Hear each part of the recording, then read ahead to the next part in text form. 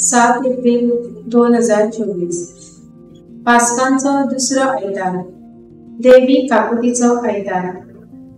मुखेल वड, म्हज्या सोम्या आनी म्हज्या देवा, नियाळाक आदार।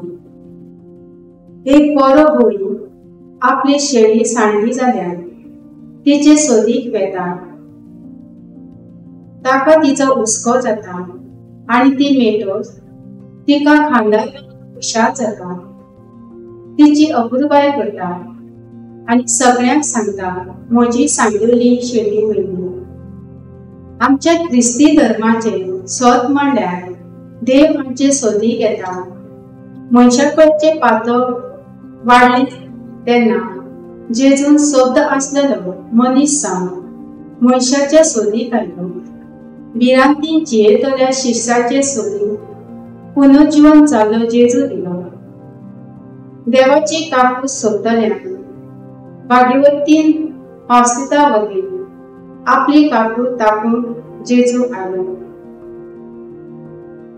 जेजूचो काकुतीचो गुण पयली क्रिस्तवां जियेली आनी आपल्या लागीं आसले ते नासलेले सवेन ती वांटताली म्हूण आयचे पयले वाचप आमकां सांगता।